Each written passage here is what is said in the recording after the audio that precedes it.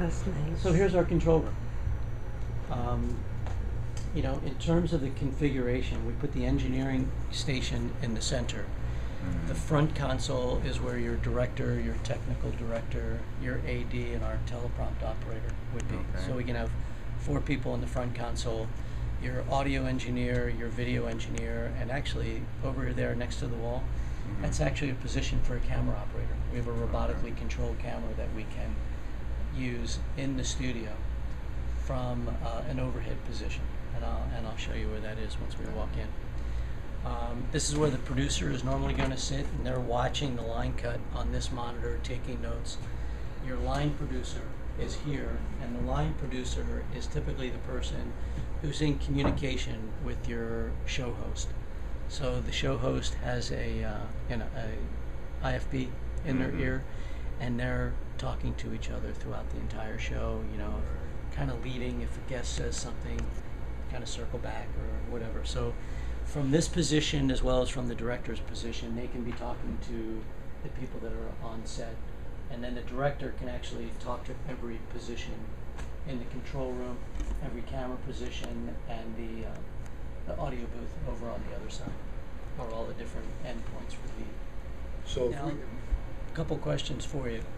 Are you, in terms of the graphics, do you want to do that in post-production, or do you want to actually shoot this as if it were, you know, a live event, so you're laying in the lower one-third graphics? Post-production. Yeah, post. So you do that in post? Yes. So we wouldn't need a graphics person? no. No. You know, we could do a 3-camera shoot with a lockdown on one, so you'd only need 2 camera people. You're going to need a director, so we would need to provide you with a technical director. Yeah. We need an audio and a camera shader. So we need a TD, so you can do your opens and closes off of a Okay. teleprompter. Okay, so you'd have a teleprompter, TD. Yeah. Do you normally work with an AD or Yeah. kind of work? Sorry, so you have an AD. So you're Does your people do DP also, or you have to bring a DP, an outside DP? Director of photography, like for the lighting. yeah, we'd have to bring in a lighting director. Okay. For you. Yeah. So how many people is that altogether? We've got 2 engineers. We've got 3 on the front. Don't need a graphics. Do you have your own line producer? Well, if you're going to be a director, so you could probably do it on your own. I mean, you're going to have the mic up there. You can be talking to your on-camera talent. Yeah. So you don't really need that person. So for your studio engineer and all that, how many people is that altogether? Studio engineer, you know, we would bundle that into the cost of the, you know, whatever we agreed to. So we'd have 2 camera people, 3 on front, 2 more tape op person. So you're talking about a 8-person staff, right?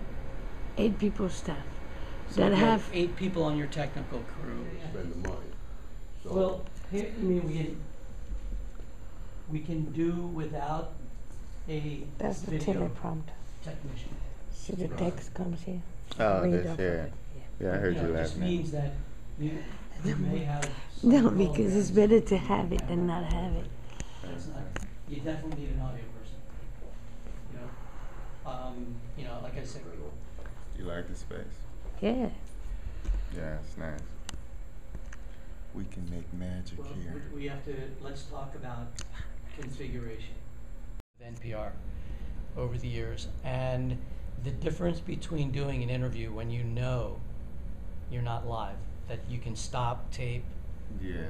re-ask a question, re-answer a question. right, You know, right. the Comfortability. product you get at the end is so much better. Better. Yeah. You know, it's not about sound bites. You know, it becomes really about, you know, talking about important issues in meaningful ways. Mm-hmm. So I love the whole notion of recording and then putting it on the air. You know, you Yes. get much in any way. Ooh. There's a 1-inch airspace between the walls, the internal and the external walls. So the whole thing, you know, with the train tracks right here, the hospital there with helicopters landing on the roof and leaving, we needed to make sure that it would not impact the quality of recording in here. So anti-vibration system beneath. The walls They have a piece of sheetrock which is called quiet rock. It's the equivalent of 8 pieces of 3/4-inch sheetrock. We have 2 pieces of quiet rock and 2 pieces of standard sheetrock on each of these walls. So we actually have the equivalent of 18 pieces of sheetrock that separate this room from out there, as well as with the ceiling. These acoustical panels here, you can actually just see the tip of them. They're up here, these black things. We have those. Basically, we spent $46,000 to acoustically treat this room. Wow. And what that did for us is it gave us a standing sound wave in this room of less than 1 second. From an audio recording perspective, it's pitch perfect, which is, you know, not easy to do.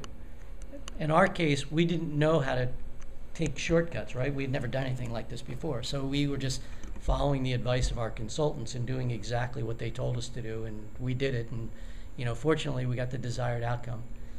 Every audio technician that's ever come in here and sat at that audio board to do a recording here said it's the quietest studio they've ever worked in.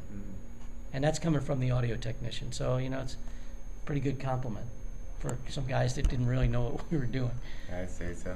Yeah, we could put a 12-foot set into this room if we needed to and still be able to light it, because we still have a couple extra feet to work with, you know, to get the lights behind and in front of the set. So that actually, you know, worked out real well for us too. We had redirected everything away from this area here, heating ducts and gas lines, and it was quite a project.